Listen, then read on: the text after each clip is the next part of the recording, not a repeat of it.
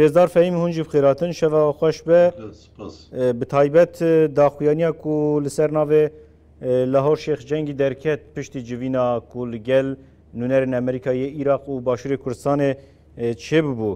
Hûn di vê yekê de çi dibînin ku Lahor Şêx Cengî dibêje min civînê de ev tişt ji nûnerên Amerîka re gotiye.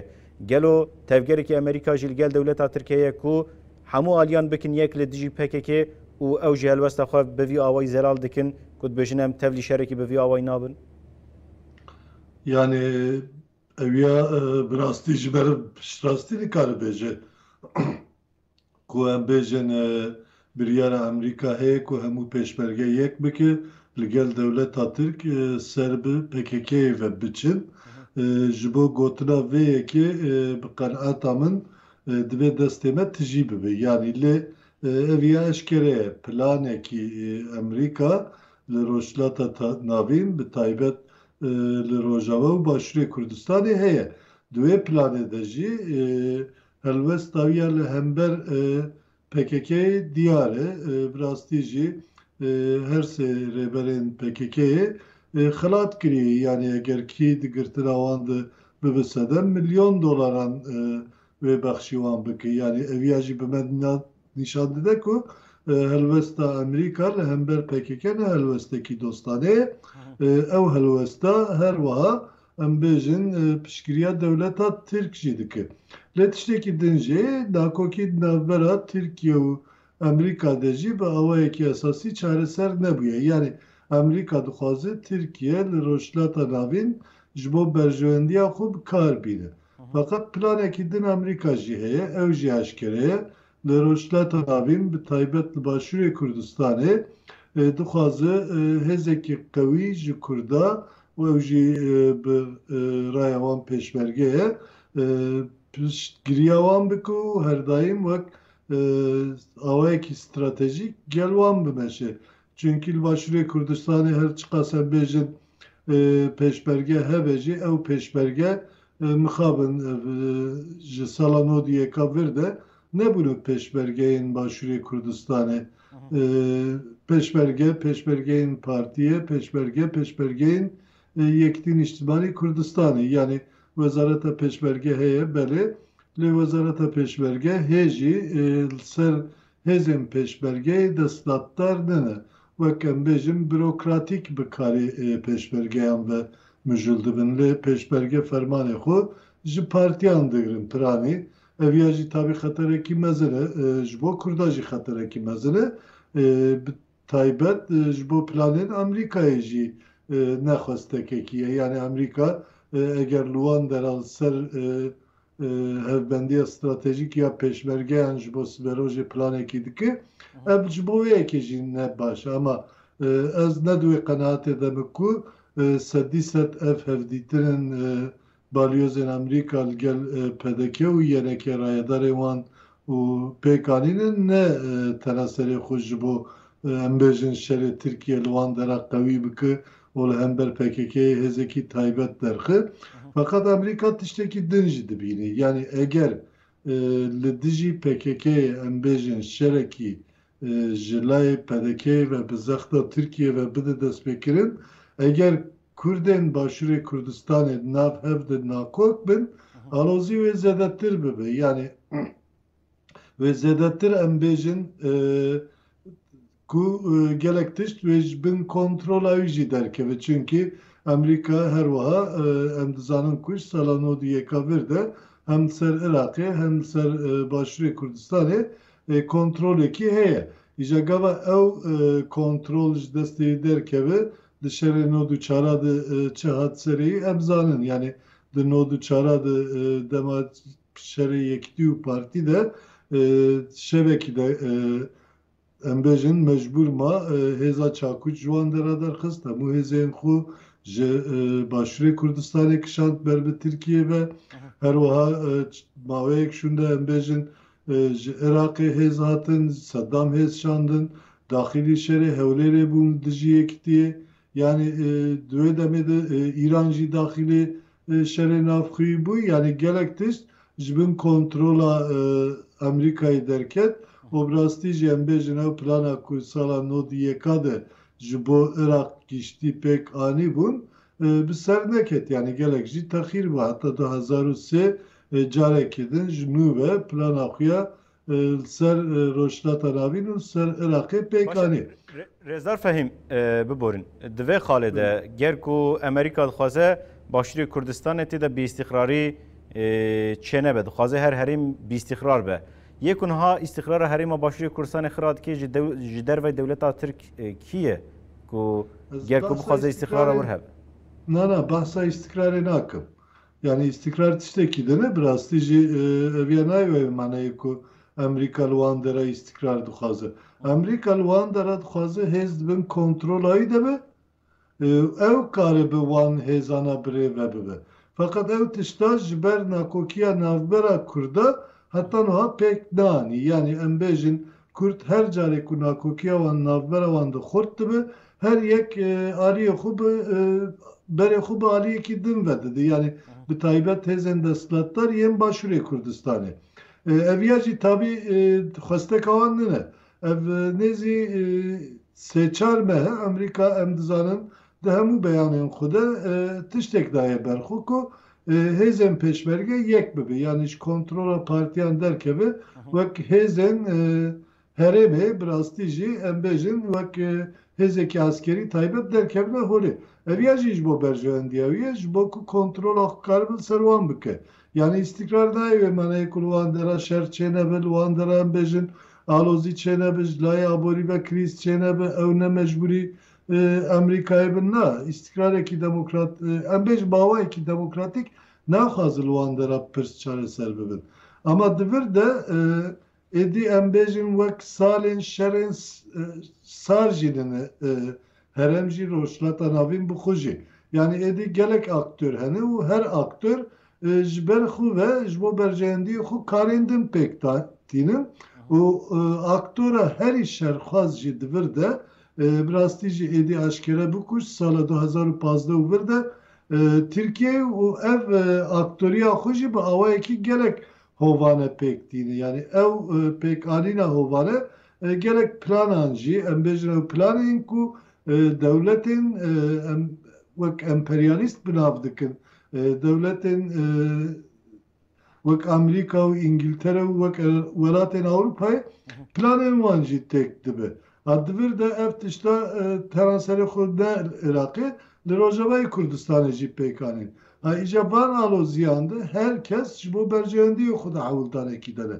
Yani qenaeta min ew e eger bi rastî jî Amerîka bikaribe hemû hêzan bîne bahev û li wir pêşmergeyekî xurt û bi rastî kontrol kirî û karibe wan di hesabên xwe stratejîk de pêk bîne wê çaxê dikare mesela bi hêz û qeweta wan dijî pekê şerekî mezin pêk bînin. Çünkü Amerîka eşkereyê naxwaze pekê li wan dera bibîne û her wiha naxwaze kontrola PKK hêza PKK li rojhilata navîn taybet jî li Başûr û Rojavayên Kurdistanê hebe ama divir de ev noktaya PKK ger ku Amerîka jî naxwaze PKK li wan devera be başê kê dixwaze? Çeteyên ku dewleta Tirk niha dixwaze li wê derê bicihê bike dewleta Tirk dixwaze?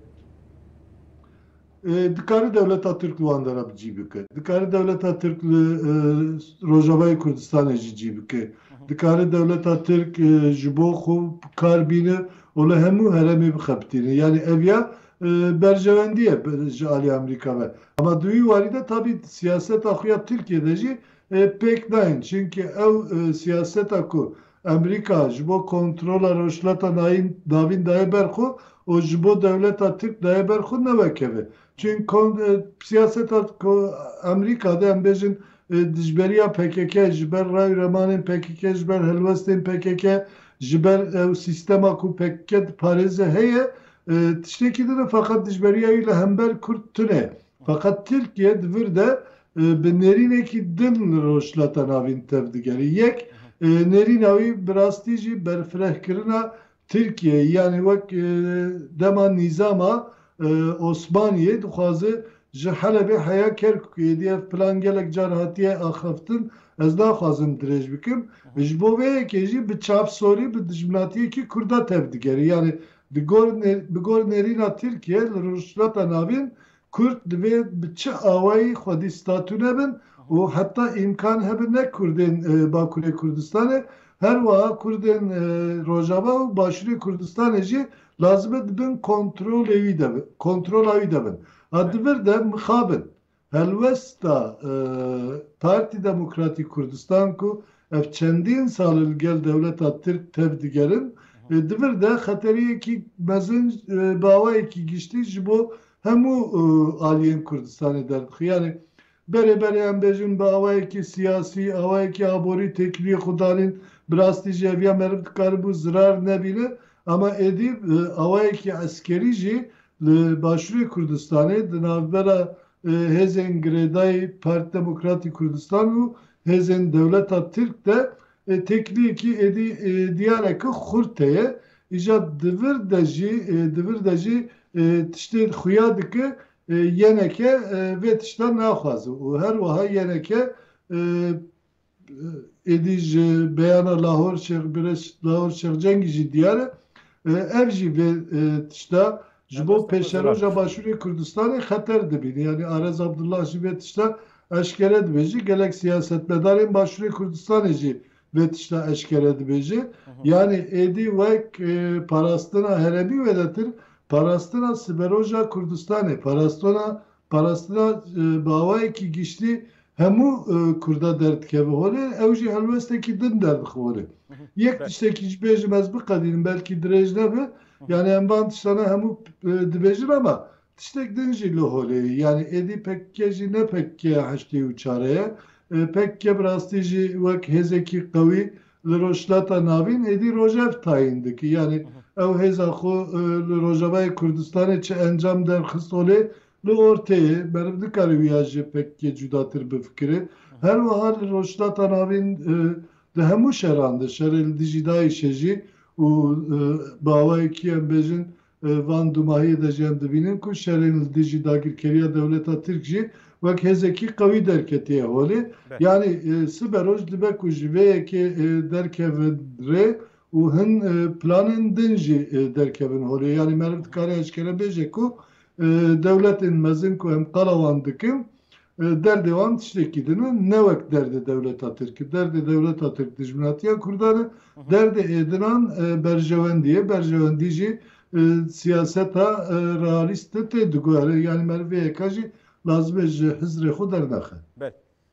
Rêdar Fehîm hemû kesên ku bi taybet tevgera pedekê dinêrin dibêjin ku pedekê mecbûrî van tişta dike. Yani dibin zextê de vê tevgera xwe pêk dîne. Baş e çima dibin zextê de ew qasî li ser daxwazê dewleta Tirk û dagirkerên li ser axa Kurdistanê tev bigere. Gelo çi dihêle ku mecbûr be? Em her dipirsin dibêjin berjwendî. Vaya yenekil beramberî dewleta Tirk û tişta ku çêdbe helwesta xwe eşkere nîşan daye. Yani bi rastî jî meriv zexta ku li ser pedekê lazim e ji du aliyê ve binirxîne. Yek pedeke ev demekî dirêj e ku bi rastî bi Tirkiye re gelek siyasetekî pêşketî ber bi pêşxist. Yani hem ji alî aborî ve hem ji alî siyasî ve bi awayekî xurt ser bi Tirkiye ve girêda. Ev ya jî di nav demê de em bêjin têkiliyên gelek kadro endamên pêşketî yê pedekê û dabêna dewleta Tirk de girêdanekî xurt çêkir. Ev îro ji alî pedekeyê ve bi rastî êdî hatiye merheleyekî mecburiyet jî derxistiye pêş. Çünkü êdî behsa milyar dolaran tên kirin, behsa gelek şirketên mezin tên kirin. Yani pirî cara min vana nifisand wek nav jî min da ez naxwazim dur û dirêj wan tiştana carekî din dûbare bikim. Ev ya ji xwe bi rengekî kontrola Tirkiye li ser Başûrê Kurdistanê zêde kir.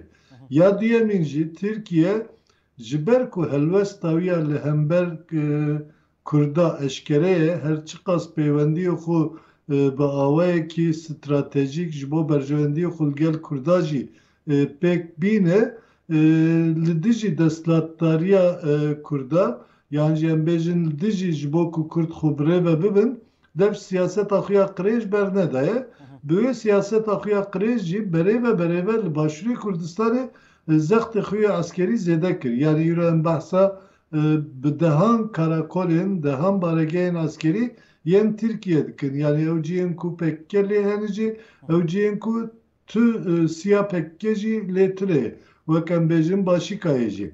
Nihal wan dere bi de hezaran askerên Tirkiye û ev jî bandorekî mezin, zextekî mezin li ser PDK'yê ve daniye. Yani ji ber vê yekê PDK fehîm endamên PDK ji dema derdikevin